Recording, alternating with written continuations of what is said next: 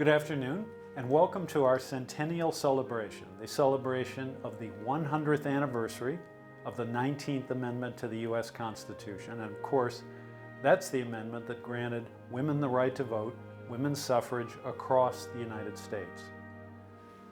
We originally were planning to hold events across the city over a period of 2 or 3 weeks, but instead COVID-19 intervened, and now we've decided to do this virtual celebration of the centennial, featuring many prominent women leaders here in Nashville and across New Hampshire. Now, the process of the amendment, of any constitutional amendment, is that Congress has to pass the amendment first, and that's what happened back in 1919. After many years of working, suffragettes persuaded Congress to pass the amendment, and then, in order to ratify, 3/4 of the states have to approve the amendment. Now, at the time, back in 1919, 1920, there were 48 states, so it took 36 states to ratify the amendment. New Hampshire was pretty early. New Hampshire was number 16 in September of 1919, the 16th state. Other New England states were early as well: Massachusetts, Maine, Rhode Island.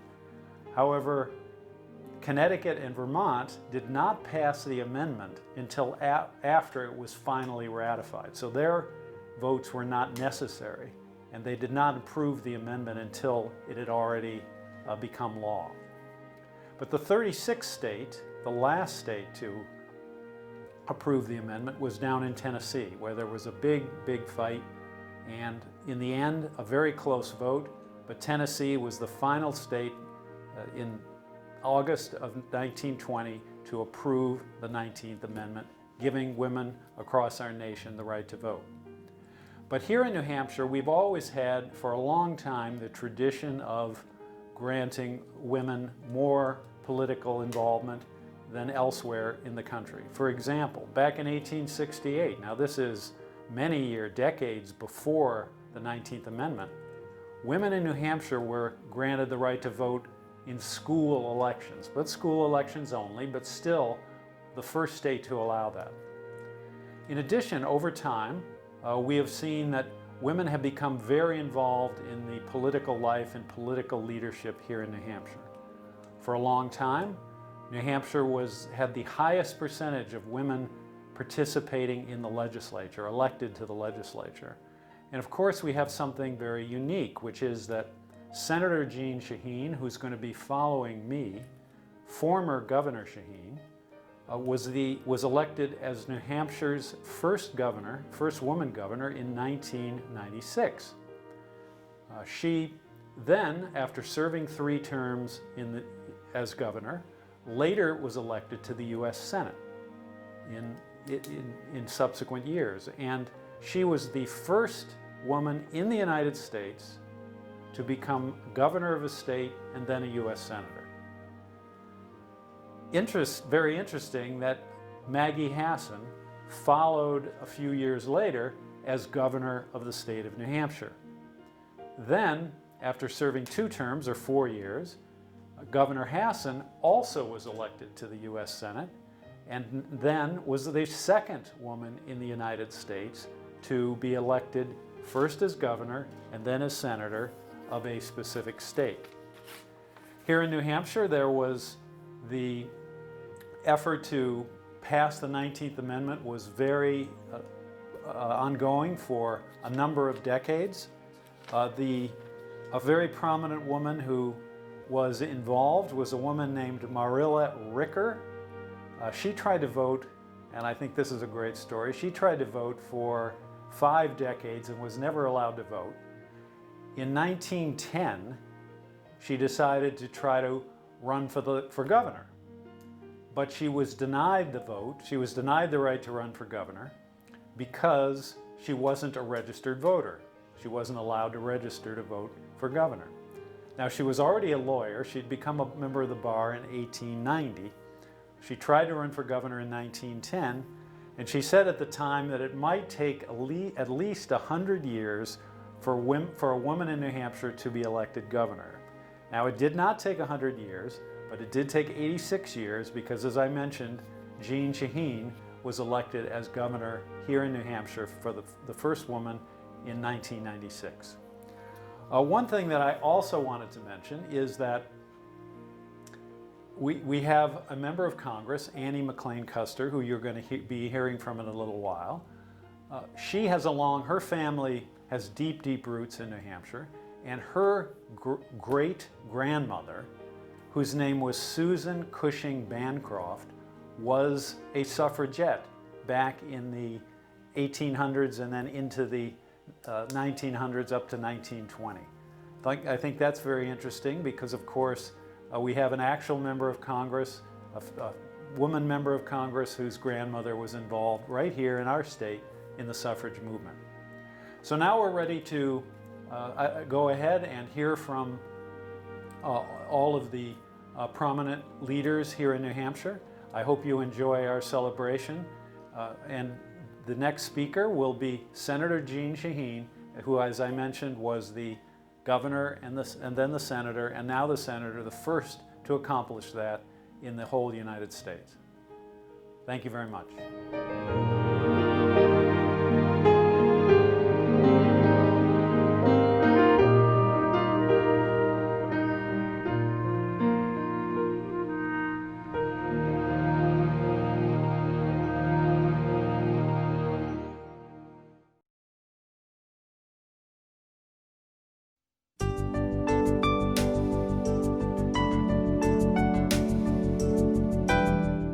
Hi, I'm Jean Shaheen, and I'm so pleased to join you for this virtual event.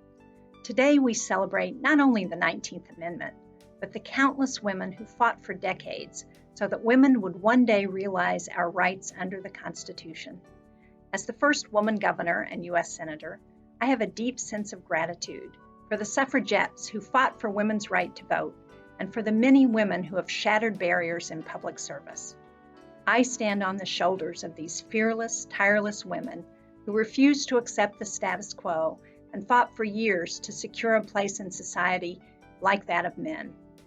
I think of suffragettes like Elizabeth Cady Stanton and Lucretia Mott, who organized the first Women's Rights Convention in Seneca Falls, New York in 1848, and Susan B. Anthony, who took up the fight following the first convention, and Harriet Tubman, Ida Wells, and Sojourner Truth, who worked tirelessly for women's rights, all while battling the forces of slavery and racism. These leaders understood that rights are merely privileges if they are not enjoyed by everyone in society. This pursuit for equality continues today, and it's in the spirit of our trailblazers that we carry on the fight for justice for all Americans. Alice Paul once described women's suffrage saying, "I always feel the movement as a sort of mosaic. Each of us puts in one little stone, and then you get a great mosaic at the end." That's why I encourage each of you to not only celebrate this milestone, but to get involved and look for ways that you can help make your community and our country more fair and just. Remember, there is still much work to be done, but even the smallest stones are a contribution. Change doesn't come by waiting, it comes from acting. So let's get out there and make some history. Thank you all.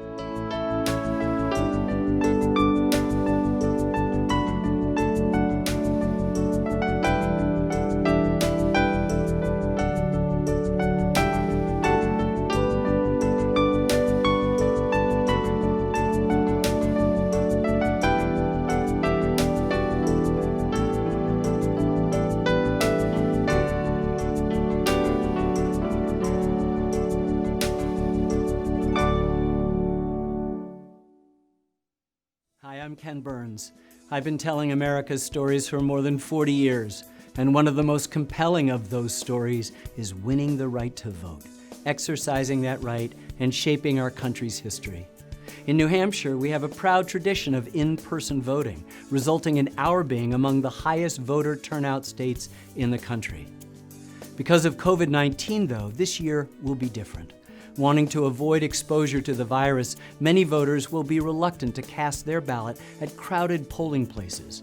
For that reason, New Hampshire law has been changed to allow access to absentee ballots and to register to vote by mail. To request an absentee ballot or registration materials and be able to vote safely and securely, go to the New Hampshire Secretary of State website, sos.nh.gov, or the website of your town or city clerk. Voters can also apply for an absentee ballot in person without crowds by contacting the town or city clerk. For those who do wish to vote at the polling place on Election Day, please wear your mask and follow the measures in place for social distancing and safety. However you choose to vote, the important thing is to vote. Our democracy depends on it. Thank you.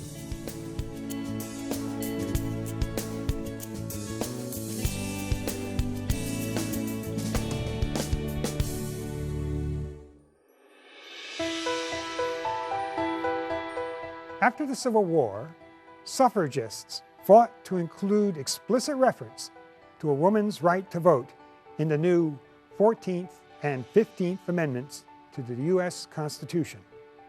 They failed, but Susan B. Anthony and 14 other women decided to test just what those amendments meant by voting in the election of 1872 in Rochester, New York. The women successfully registered to vote, but Susan B. Anthony's eligibility was challenged by a poll watcher on Election Day. She was arrested and charged with voting without having a lawful right to vote.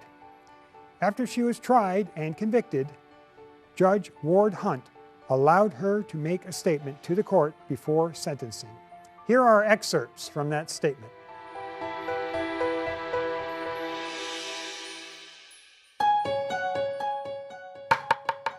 The defendant will rise.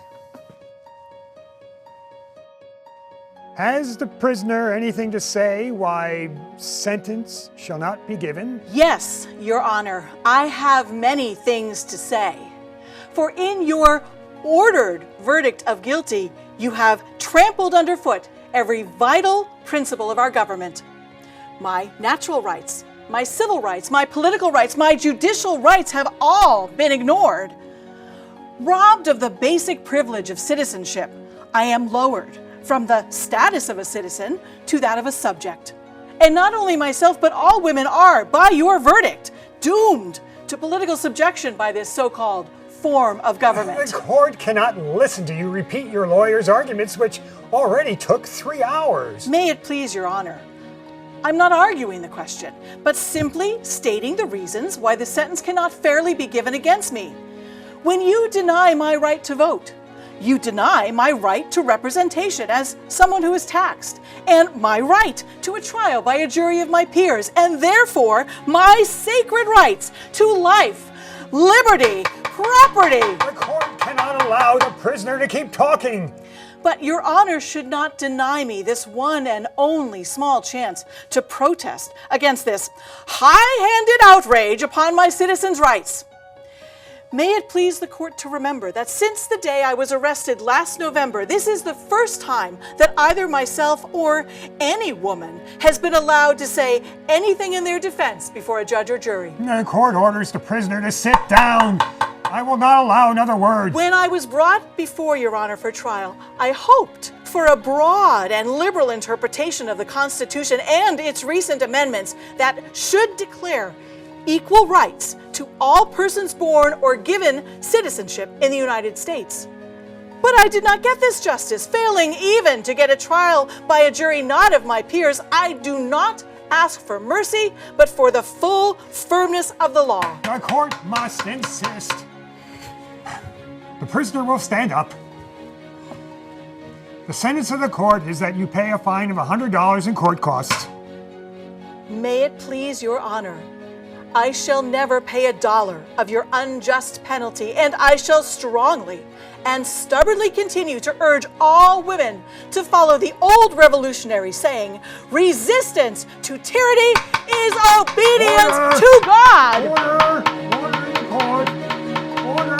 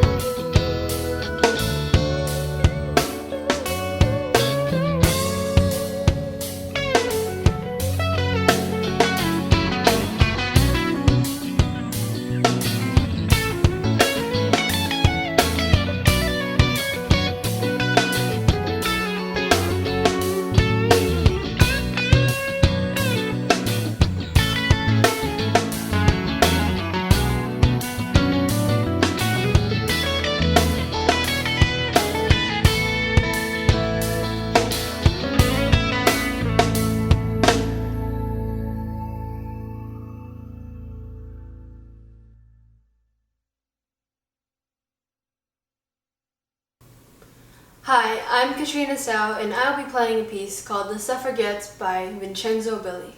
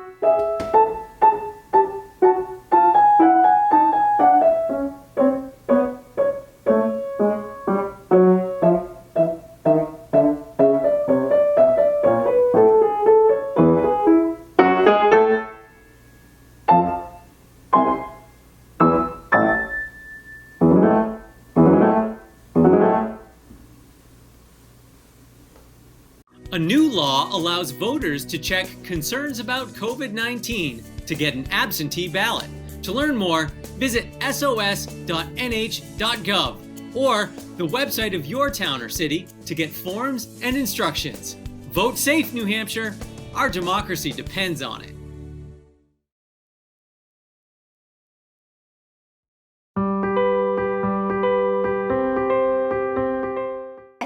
I'm Cindy Rosenwald, State Senator for District 13, and I'm going to read a poem by Alice Duer Miller, who was a well-known political and feminist writer from the early 20th century. This is an excerpt from her collection called Are Women People? And it is a pro-women's suffrage poem. You're 21 today, Willie, and a danger lurks at the door. I've known about it always, but I never spoke before. When you were only a baby, it seemed so very remote. But you're 21 today, Willie, and old enough to vote. You must not go to the polls, Willie. Never go to the polls. They're dark and dreadful places where many lose their souls. They smirch, degrade, and coarsen. Terrible things they do to you. What would they do to you? Tell me, and I'll tell Father. He'll vote for it, if he can. He casts my vote, and Louisa's, and Sarah, and dear Aunt Chloe. Wouldn't you let him vote for you? Father who loves you so, I've guarded you always, Willie, body and soul from harm. I'll guard your faith and honor, your innocence and charm. From the Poles and their evil spirits, politics, rum, and pelf. Do you think I'd send my only son where I would not go myself? Miss Miller's sarcasm maybe hasn't aged that well, but when I think about the fact that my own mother was born before women had the right to vote, I realize how far we've come in really a pretty short amount of time. 100 years is a moment in the scope of history. And I say it's great that women can vote, they do vote, and their vote really matters. Thanks.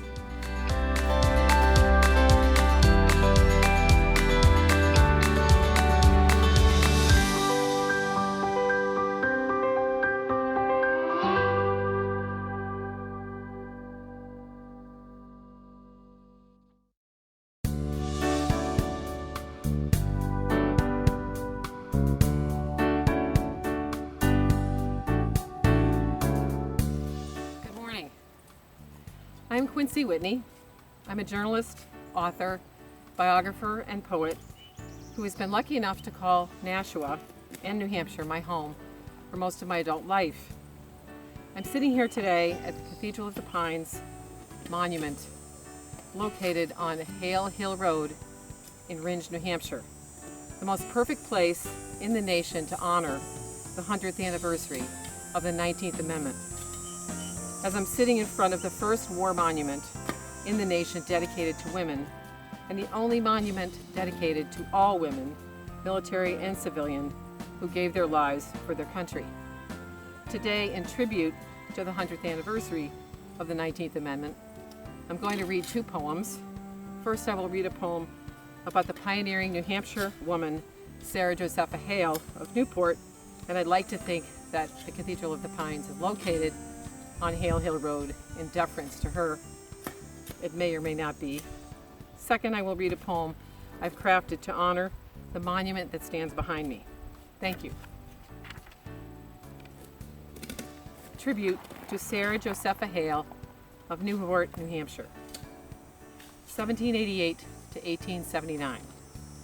A Renaissance woman, you lived the 19th Amendment 100 years before it was passed. A career woman long before the Civil War, wife, mother, widow, single mother, teacher, innkeeper, milliner, poet, novelist, journalist, and editor. You possessed an unstoppable passion for writing when few women wrote anything. You were the most influential and powerful editor of your time for more than half a century. A creative genius, you composed the 19th Amendment 100 years before it was passed. Beginning in the 1920s, you wrote in every literary genre. As artist, you wrote 7 volumes of poetry, 6 volumes of fiction, and several popular books on cooking and housekeeping. As historian, you crafted a 900-page book on women in history. As publisher, you pioneered the creation of American literature by publishing Edgar Allan Poe, Harriet Beecher Stowe, and Lydia Sigourney. Through monthly editorials and thousands of book reviews, you pioneered a national consciousness about gratitude and the rights of women. A resilient survivor, you braved the 19th Amendment 100 years before it was passed. In 1806, at age 18, you opened a school for boys and girls, an experience that inspired you to write Mary Had a Little Lamb. At age 22, you stopped teaching to help your family run the Rising In Sun Inn. When you lost your family, mother, sisters, and spouse to illnesses that nearly killed you, you were left a widow with 5 children under the age of 6. A muckraking rebel, you stood up for the 19th Amendment 100 years before it was passed. At age 33, you became an entrepreneur and began a millinery business with your sister-in-law, while writing the novel Northwood, one of the earliest novels dealing with the issue of slavery, crafted a quarter of a century before Harriet Beecher Stowe, in which you gave the most detailed and enhancing picture of a Puritan Thanksgiving in all of American literature, a cause you were as passionate about as women's rights. A visionary, you laid the foundation for the 19th Amendment 100 years before it was passed. In 1827, Episcopal Reverend John Blake asked you to come to Boston to edit a ladies' magazine created for you. A decade later, you became the first editor of Godey's Ladies' Book of Philadelphia. Whether you were writing from Boston or Philadelphia, in your 55-year career as magazine editor, you shaped thought and empowered men and women to expand their notions about the role of women outside domestic spheres. A fierce advocate, you crafted the 19th Amendment 100 years before it was passed. Still, most of us know you as the woman who saved Thanksgiving. Even though President Washington proclaimed the first Thanksgiving Day, setting aside the first Thursday in November as a day of prayer, no regular Thanksgiving Day was observed for the next 74 years, as states celebrated on various autumn days. For 36 years, you launched and sustained a letter-writing campaign to establish a National Day of Thanks. During the Civil War, President Lincoln proclaimed a National Thanksgiving Day, hoping to mend conflicts and differences between the states. Finally, in 1941, Congress ruled the legal federal Thanksgiving Day would be the last Thursday in November. Renaissance woman, creative genius, fearless survivor, muckraking rebel, visionary, fierce advocate, you embodied the 19th Amendment 100 years before it was passed. And now, I'm going to read a poem that's dedicated particularly to Cathedral of the Pines, which is the monument behind me. Unsung Monument, Cathedral of the Pines. A cathedral of giant pines overlooking Mount Monadnock, pruned by Mother Nature in a spring ice storm, clearing the mountain vista to bask in the sun.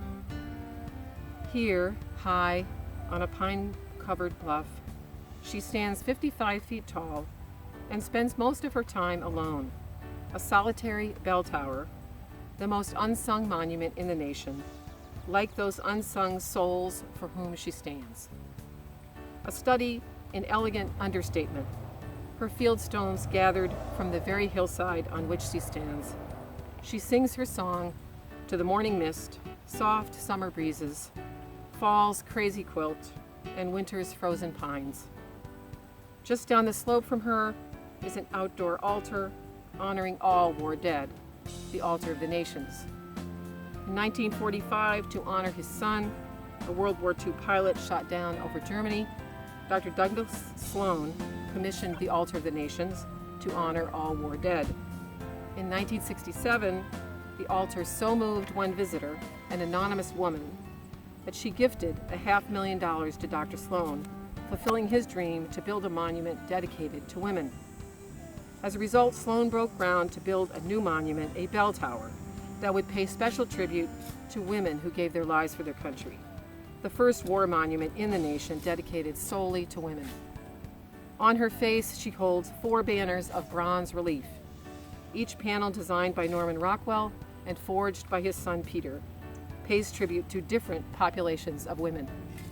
Facing south is a pioneer woman, rifle in her hand and child at her knee. Facing west, a squadron of women in uniform, war veterans of the Army, Navy, Marine Corps, Air Corps, and Coast Guard. Facing north is Clara Barton and the millions of nurses who died tending the dying. Facing east, she greets the sunrise, honoring all the other women. Civilian, less visible, but nevertheless indispensable. A war correspondent, a USO entertainer, a Sister of Charity nun from the battles of 1812 and the war between the states, a Salvation Army lassie serving the troops in canteen work, and Rosie the Riveter, representing all women working in shipyards and munitions plants. Sisters in sacrifice who paid for your freedom with their lives.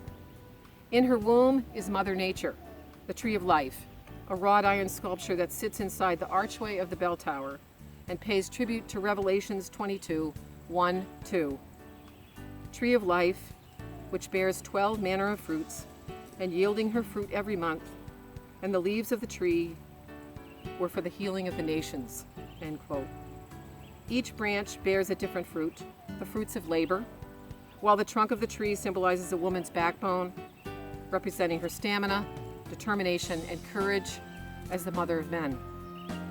Henry Ward Beecher said that if he were invited to give an oration on July 4th, he would celebrate the virtue of the four mothers instead of the four fathers. The latter, he said, had monopolized all the glory, although their mothers, wives, and daughters had induced quite as much and evinced at least equal piety and heroism in subduing the wilderness and securing our national independence. Mothers, daughters, granddaughters, bring your loved ones, male and female, to hear the bell toll. When the monument sings, she marks the hour and her cause. It is a battle cry to celebrate all the women who helped forge this nation.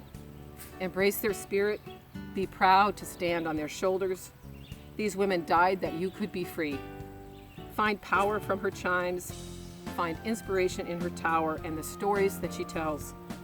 It is a legacy that belongs to all American women of every race, color, and creed, a community of comrades who gave birth to a nation. Let not their sacrifices be in vain, but count their lives, each and every one, as blessings on your own. Thank you.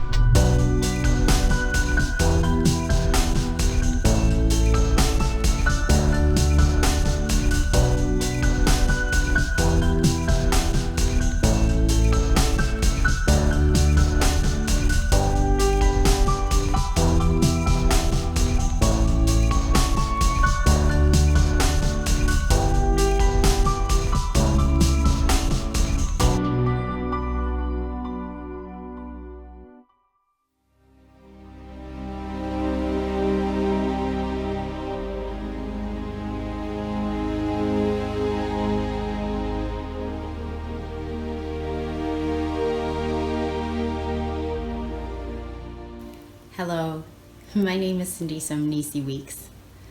I recently read a Washington Post article titled, "At 88, he is a historical rarity, the living son of a slave." This article elaborated in its subtitle that as the child of someone once considered a piece of property instead of a human being, Daniel Smith is a flesh and blood reminder that slavery wasn't that long ago. Well, for someone like me, not having had the right to vote wasn't that long ago. You see, my father grew up on a farm where his family were labor tenants, what here in the US would have been called sharecroppers or tenant laborers, as were people one step removed from slavery. He, as I, was born in South Africa, a country where millions of women, as well as men, were denied the right to vote because of the color of their skin, until just 26 years ago. I have memories of April 1994, when democracy formally replaced apartheid. What stands out most in my mind are the images of people standing in endless lines in the hot sun, waiting for the chance to perform the sacred act of casting their ballot and thereby expressing their will for how they wish to be governed and by whom. That was when Nelson Mandela was elected, the first black president in South Africa's history as a country. When I first moved to the United States, I could not vote because I was not a citizen.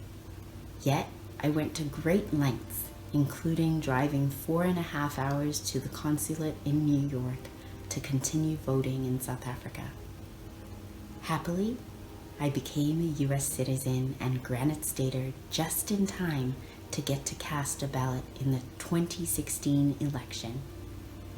The outcome of that election made crystal clear that while voting matters, and it matters a lot, it is not enough.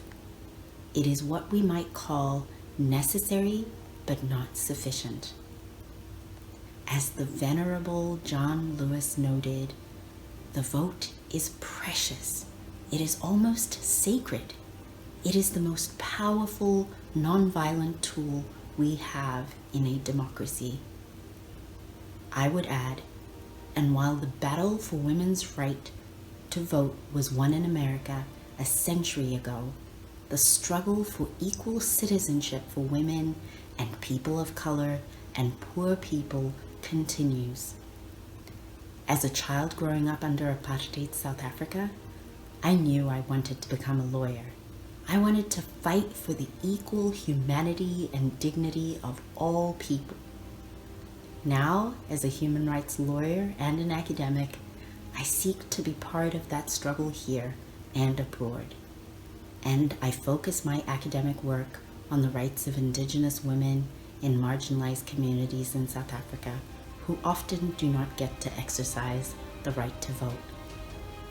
Voting is a privilege, and it is one that we can never take for granted. Every time my husband and I go to the polls, we take our children with us, from as young as when they were newborns, because we want to instill in them the appreciation for that sacred right to vote.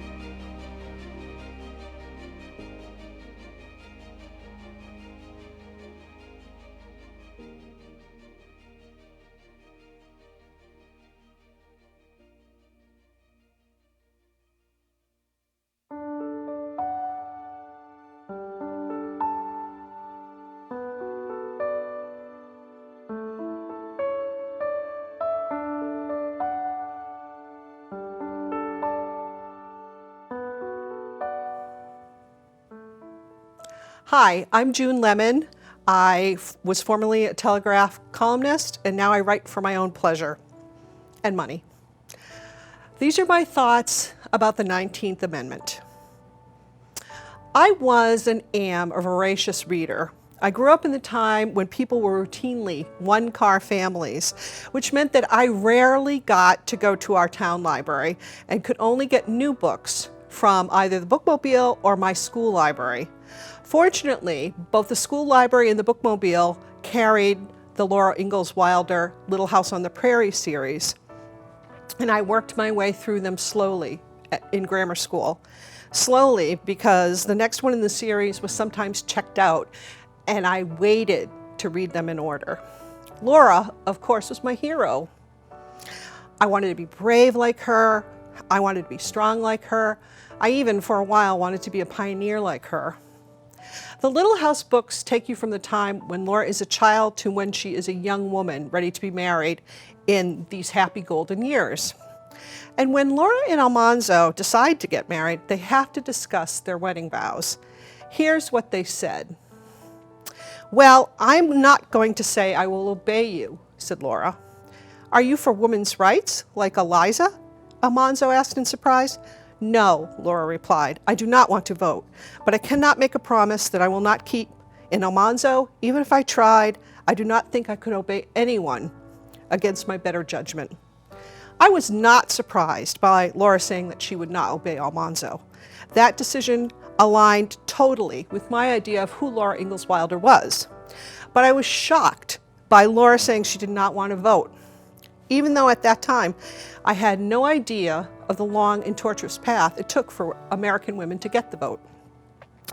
And I am not exaggerating when I say that it was a long and torturous path. The 19th Amendment, which states, "The right of citizens of the United States to vote shall not be denied or abridged by the United States or by any state on account of sex." That amendment was introduced for the first time in 1878. After passage in the House and Senate in the spring of 1919, it was submitted to the states for ratification. On August 18, 1920, Tennessee was the last of the necessary 36 ratifying states to secure adoption of the amendment. The 19th Amendment's adoption was certified on August 26, 1920, the culmination of a decades-long movement for women's suffrage at both state and national levels. That addresses the length of the fight, which was actually longer when you consider just how long it took to even get that amendment up onto Congress's floor. But I'm not joking about the torture. It was real. After the amendment was rejected again in 1917, picketing members of the National Women's Party, nicknamed the Silent Sentinels, continued their protests on the sidewalks outside the White House. On July 4th, Independence Day, in 1917, police arrested 168 of those protesters who were sent to prison in Lorton, Virginia. Some of these women, including Alice Paul, who was the head of the National Women's Party, went on hunger strikes, some were force-fed, and some were severely beaten. These women suffered for the right to vote. I don't know if Laura Ingalls Wilder ever changed her mind about voting. I hope so. I always vote. I am the granddaughter of immigrants, and I understand just how precious the right to vote is. And this year, even though I work at the polls, I am considering getting an absentee ballot. My vote is important to me, and I want it to be counted. I hope that yours is too. And if you're a woman, you only have that right to vote because of the 19th Amendment. Thanks.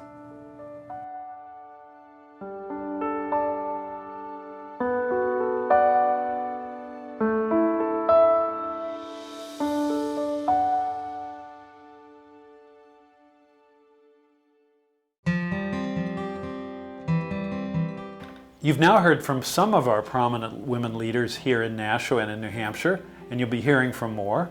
But we wanted to take a break to give you a preview of the Mayor's Book Club that we're going to have coming up in September. Now, this is part of our centennial celebration, and the book we're going to be reading is The Woman's Hour, The Fight to Win the Vote by Elaine Weiss. Now, I've read the book already. It's really interesting. It is about the fight to ratify the 19th Amendment in Tennessee, the last state that was necessary. And at that time, 35 states had ratified, needing one more, but 13 states had declined. 3 states were clearly not going to hear the amendment at all, leaving North Carolina and Tennessee. And it was very obvious that North Carolina was not going to pass the amendment. So it came down to Tennessee.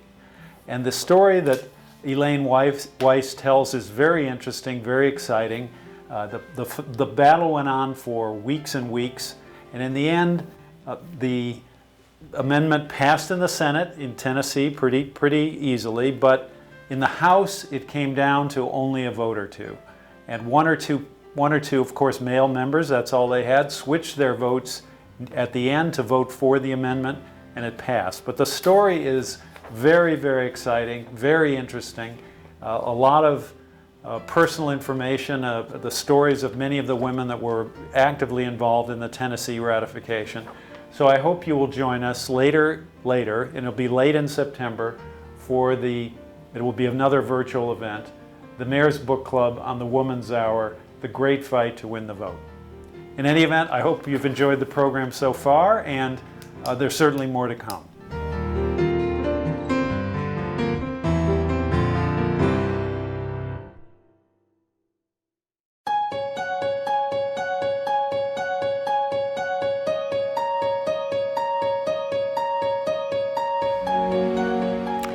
Hello, everyone. I am Deborah Pignatelli and serve as your executive counselor here in Nashua. I'm happy to participate in this great celebration. Thank you for including me and for all the work it took to organize this event. The second decade of the 20th century was a time of great social and economic experiment in the United States. People demanded and created social, political, and economic changes, some of which needed to be addressed through revisions in our Constitution. Congress passed and the states ratified 4 constitutional amendments between 1913 and 1920. The most constitutional activity our nation had seen since the 1790s. Of these 4 amendments, we celebrate nationwide only the 19th.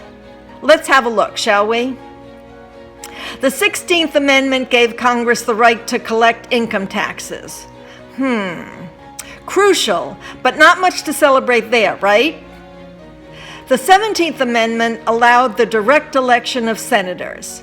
A cause for celebration maybe, but largely ignored and unknown today. The 18th Amendment prohibited alcohol, but that wasn't really celebrated until its repeal in 1933, right? But the 19th Amendment, guaranteeing women the right to exercise a voice in government through the vote, was widely celebrated in 1920 when it passed and enthusiastically celebrated today as we approach its centennial. My grandmother, Dora Becker, died in the 1980 pandemic, so she was never able to vote. But I share her name and have not missed a chance to cast my ballot since 1970. It was in the early 20th century that Susan B. Anthony, Elizabeth Cady Stanton, Lucretia Mott, and other women suffragists circulated petitions and lobbied Congress to pass a constitutional amendment to enfranchise women. So today, we honor the work and memory of these historic women, and the very best way to honor them is to exercise that cherished right that they worked so hard to achieve.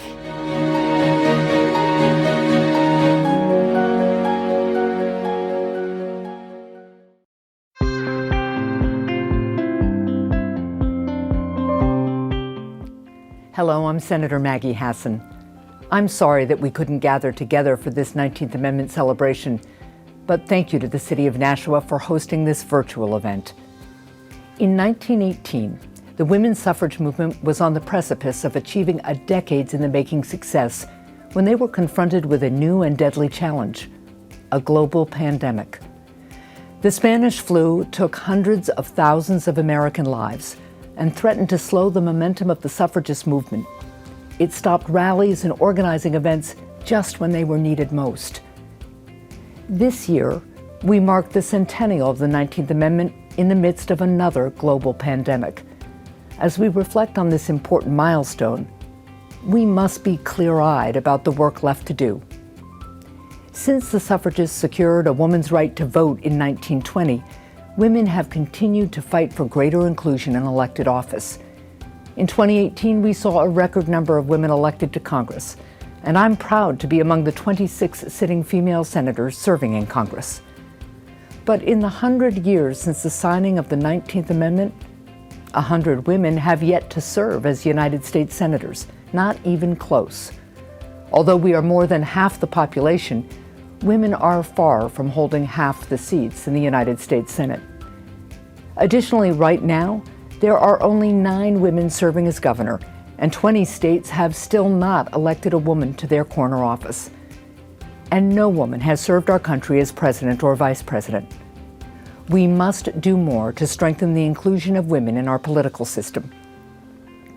100 years ago, when the 19th Amendment was ratified, our country became more equal. But even then, the right to vote was not yet fully secured for Black women, Black men, and other racial minorities who were too often prevented from exercising this fundamental right. The Voting Rights Act of 1965 helped, but today we still see instances of voter suppression across the country.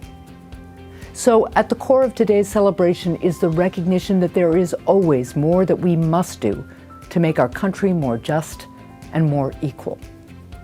As we mark this centennial, I'm committed to working with all of you to fight for greater equality, including and most critically, for protections at the ballot box, and to bring more people in from the margins and into the heart and soul of our democracy. Thank you.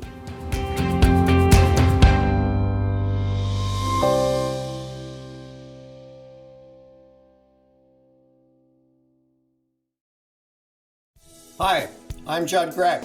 And I'm John Lynch. New Hampshire has a proud tradition of in-person voting. In fact, historically, we've been one of the highest turnout states in the nation. Because of COVID-19, this year could be different. That's why New Hampshire law has been changed to add concern about COVID-19 as a reason to request an absentee ballot. Visit the New Hampshire Secretary of State website, sos.nh.gov, or the websites of your city or town clerk to get the forms and information you need to vote absentee. This will enable a safe and secure voting, and it will reduce crowding at the polling places. For those who want to vote in person, please wear your mask, expect changes for social distancing, and observe the rules. So, whether you're a Republican or Democrat, voting absentee means we can have our traditional high turnout and we can have a safe vote. Our democracy depends on it.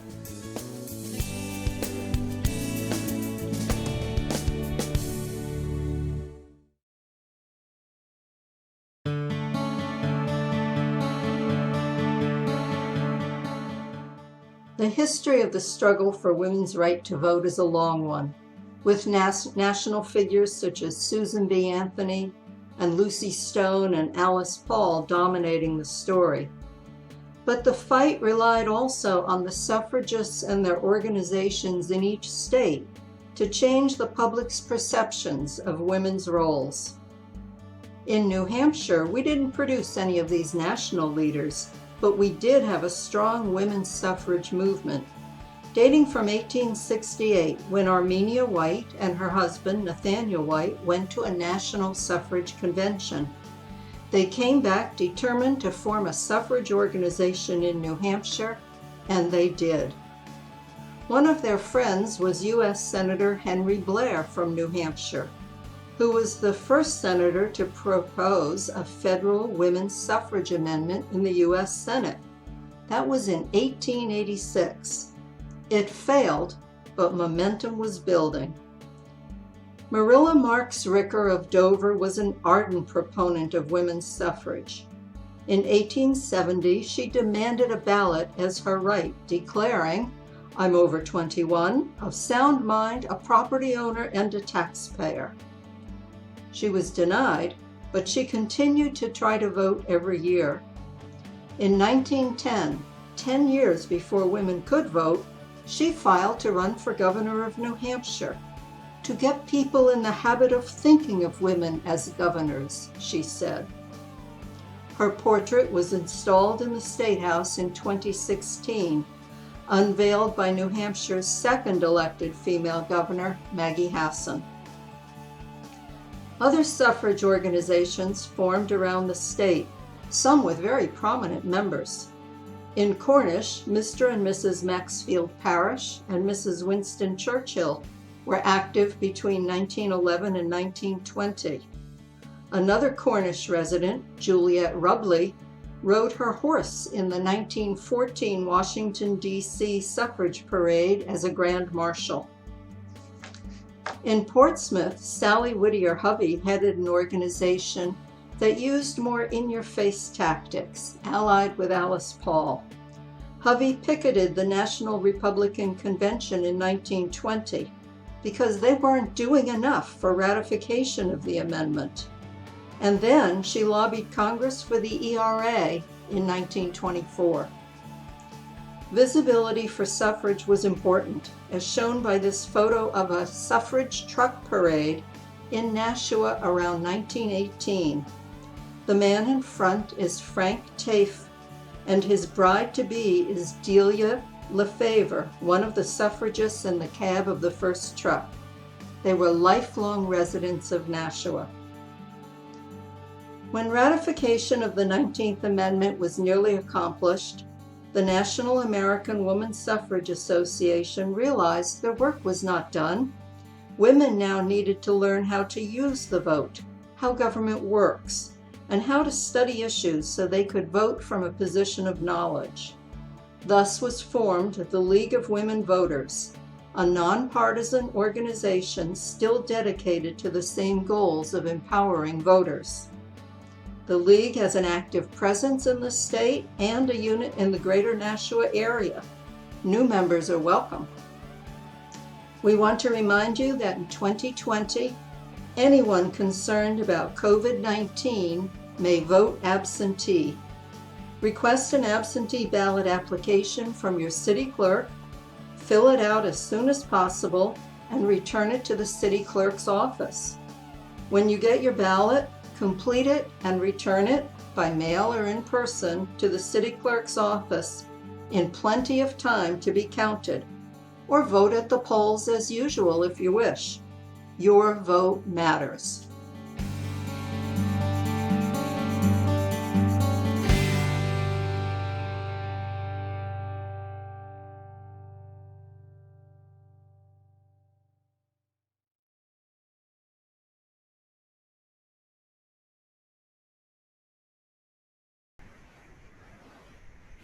O women of America, in all your strength arise. Our cause speeds onward in its might. Awake and claim the prize. We're marching on with shout and song. One hope, one aim, one mind. We've crossed the Rubicon at last and burned the bridge behind. We pledge the heart, we join the hand, resolved on victory. We are a bold, determined band and strike for liberty. Hurrah, hurrah, for equal rights, hurrah. We pledge the heart, we join the hand, resolved on victory. We are a bold, determined band and strike for liberty. We are a bold, determined band and strike for liberty. Let witlings laugh and weaklings sneer, they have their little day. A larger vision lures our feet along the better way. Our mothers wept, their tears were vain. We follow clearer lights. To put down man-made wrongs, we raise our sacred women's rights. We only ask an equal chance, the chance to do and be, to grow as do our brothers by responsibility. Hurrah, hurrah, for equal rights, hurrah. We pledge the heart, we join the hand, resolved on victory. We are a bold, determined band and strike for liberty. We are a bold, determined band and strike for liberty. In New Hampshire, we have a proud tradition of in-person voting, historically resulting in our being among the highest voter turnout states election after election. I am acutely aware of the benefits of coming from a state with high voter turnout, as I was elected treasurer at Manchester West High class of '92, a job I conducted with such brazen incompetence that our faculty advisors suggested, or rather insisted, I go into comedy. Because of COVID-19, this year voting is different. Many voters may be reluctant to vote at crowded polling places because of the possibility of infection. New Hampshire law has been changed to add concern about COVID-19 as a reason for requesting an absentee ballot. People also can register to vote by mail. To request an absentee ballot or registration materials, go to the Secretary of State website, sos.nh.gov, or the website of your own town or city clerk, where materials and applications can be found and downloaded. This will enable voters to vote safely and securely without encountering lines and crowded polling places. For those of you who do wish to vote at the polling place, please wear your masks, expect changes for social distancing and safety, and please observe the rules. This way we can have our traditional high turnout and be safe. Our democratic system depends on it. Thank you.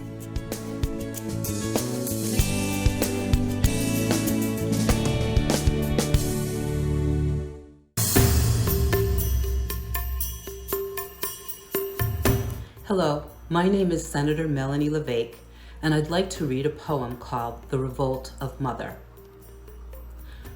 I am old-fashioned, and I think it right that man should know by nature's law eternal the proper way to rule, to earn, to fight, and exercise those functions called paternal. But even I, a little bit rebel at finding that he knows my job as well. At least he's always ready to expound it, especially in legislative hall. In fact, his thesis is that no one can know what is womanly except a man. I am old-fashioned, and I am content when he explains the world of art and science and government, to him divinely sent. I drink it in with ladylike compliance. I have to thank the suffragettes. Because of them, yes, we are wives and mothers, but also legislators, businesswomen, doctors, lawyers, scientists, and many other careers. We no longer need to drink it with ladylike compliance. We have a seat at the table with qualifications that rival our male counterparts. We are partners in decision-making and leaders in our communities. It is important to commemorate the 19th Amendment, important to remember the struggle for women's rights to vote and be equal partners.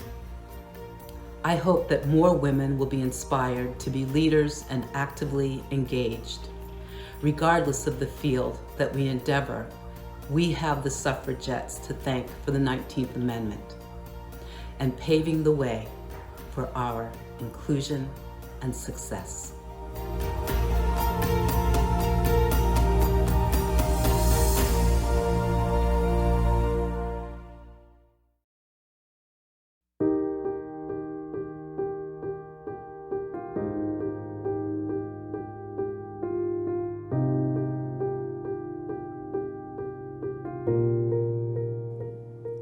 Hi, I'm Sandy Belknap, and I'm thrilled to have the opportunity to be here today to share some of my thoughts about this celebration that we're having for the 100th anniversary of the passage of the 19th Amendment.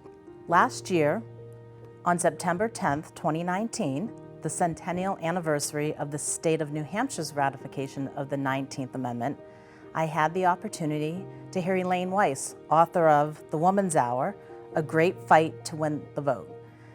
This took place at the New Hampshire Institute of Politics, and I found the title of her book to be compelling. The whole idea of there being a fight to win the vote was intriguing to me.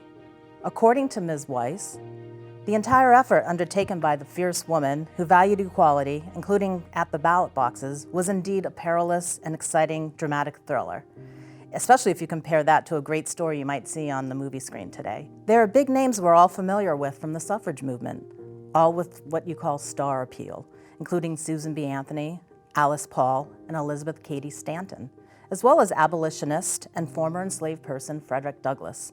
He actually even spoke at the first Women's Rights Convention in Seneca Falls, New York. He was a huge proponent of women's rights.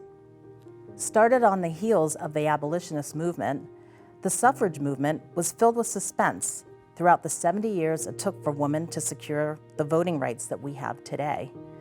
However, as in all things that are important and historical, sometimes with every step forward, there's always a few steps that we take backwards.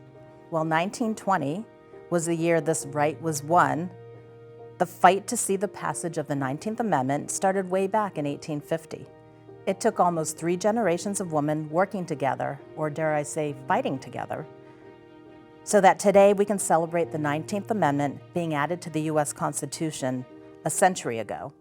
The amendment is clear and simply states, "The right of citizens of the United States to vote shall not be denied or abridged by the United States or any state on the basis of sex." It's as simple as that.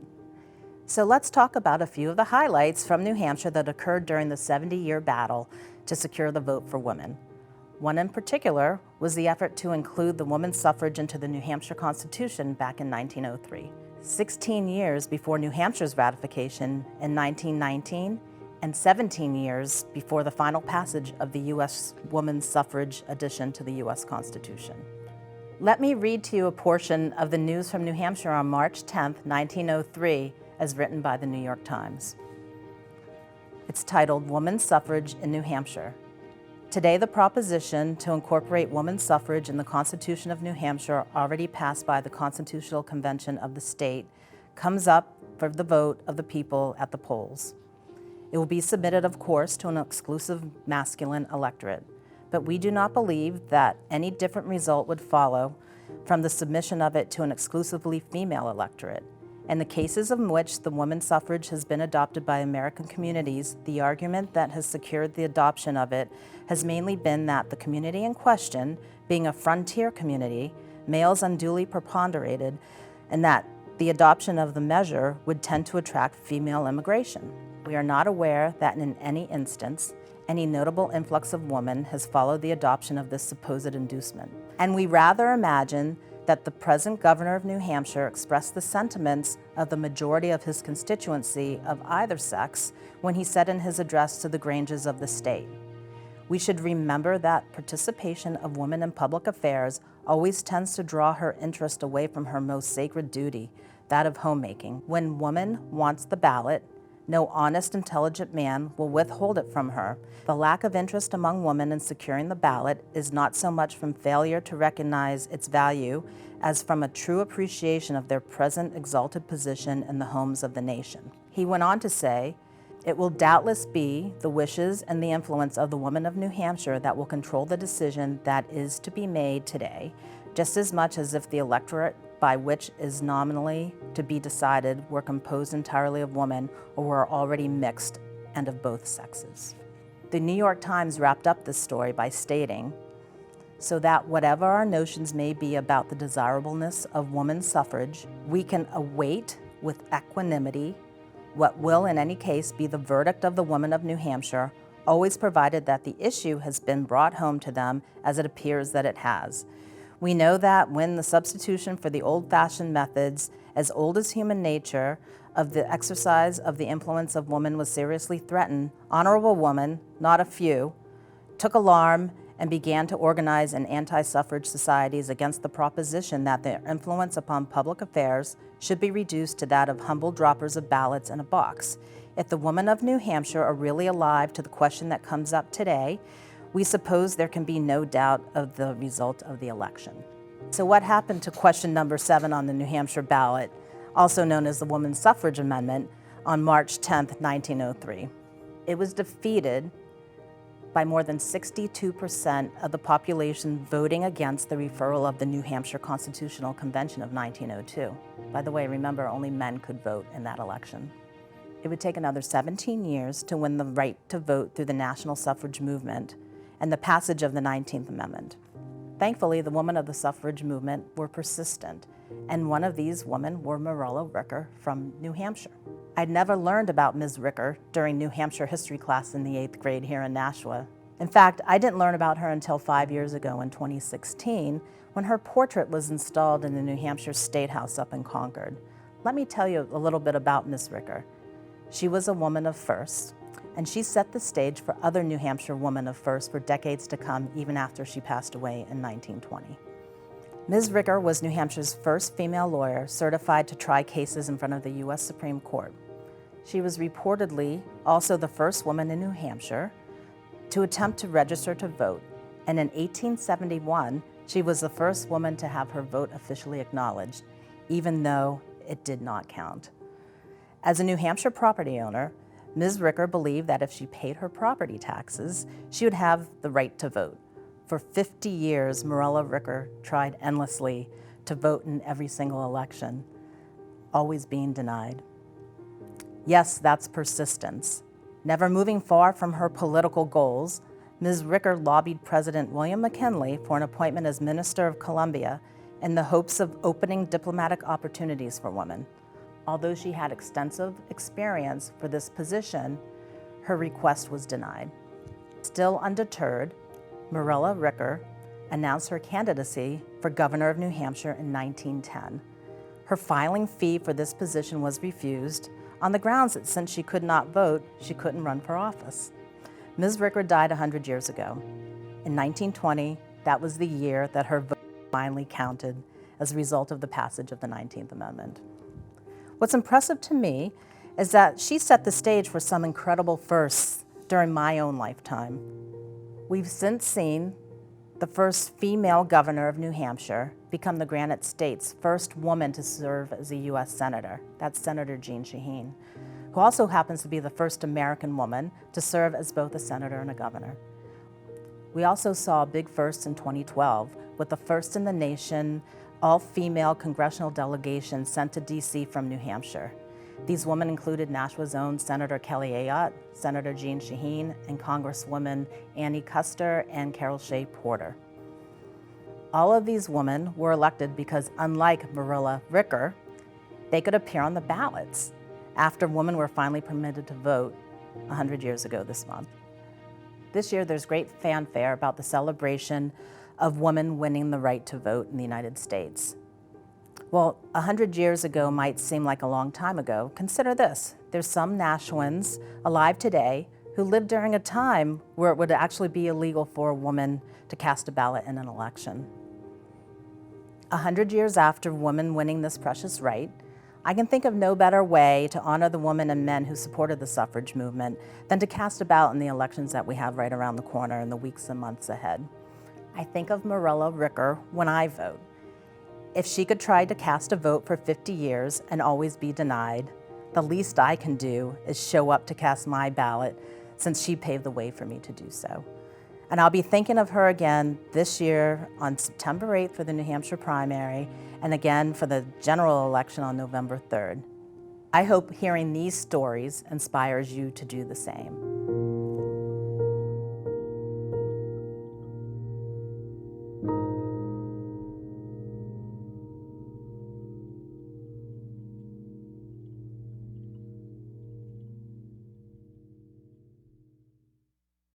A new law allows voters to check concerns about COVID-19 to get an absentee ballot. To learn more, visit sos.nh.gov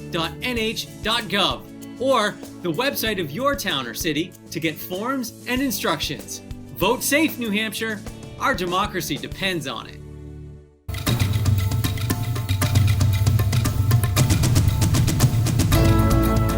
Hi, I'm Congresswoman Annie Kuster, and I'm honored to participate on this special day to commemorate the 100th anniversary of the 19th Amendment with so many distinguished women I have the pleasure to call friends and colleagues. A century after the ratification of the 19th Amendment, we celebrate the tireless work of suffragettes and supporters who were critical to its success. I am reminded of my great-grandmother, Susan Cushing Bancroft of Concord, New Hampshire. A lifelong suffragist and champion of the underserved, my great-grandmother's steadfast devotion to a woman's right to vote was instrumental in our state's passage of the 19th Amendment. As I reflect on the significance of this day, I can't help but think about my mother, former state senator Susan McLean. A mother of 5, she got involved in politics and ran for the legislature in Concord because she wanted to make her community better for her children. She wanted to make New Hampshire a better place for everyone by expanding access to mental health treatment, childcare, high-quality education, and by improving the tax structure of our state. My mother served in the New Hampshire House and Senate for 25 years. Our state is better for her service, and I can't help thinking of the contributions that other women could have made over the course of our nation's history if they had been allowed to fully participate in the democratic process. We owe a debt of gratitude to the countless trailblazing women like my great-grandmother and my mother. In 2013, New Hampshire became the first state to send an all-women congressional delegation to Washington, and I was proud to be part of it. Today, I'm proud to be part of the most diverse Congress with the most women ever to serve as members in America's history. Representation is crucial, and it's heartening to see that as time goes on, the United States Congress is finally beginning to look more and more like the America it represents. While these are wonderful symbols of progress, we must acknowledge that there is still much to be done to achieve full gender equality and to ensure that all Americans are able to exercise their right to vote. As we work to recover from the health and economic crisis caused by the COVID-19 pandemic, this is a moment of great anxiety and uncertainty for many. But here in the Granite State and in cities and towns all across the country, people are as engaged as ever, and they are making their voices heard in our democracy. While we commemorate this centennial, we're still mourning the loss of an incredible civil rights leader who was willing to risk his life for the right to vote, John Lewis. Though women gained the right to vote for the ratification of the 19th Amendment 100 years ago, it was far from the end of the fight to ensure equal access to the ballot box for all Americans, regardless of gender, religion, race, or ethnicity. As we look for ways to honor the legacy of the suffragettes, perhaps there's no better way than to follow their example. As our nation approaches a crossroads this fall, I know that women will be at the front lines fighting for justice and equality. I hope everyone watching this program will be among them. It's an honor to be with you today to celebrate this milestone. Thank you, be well, and stay safe.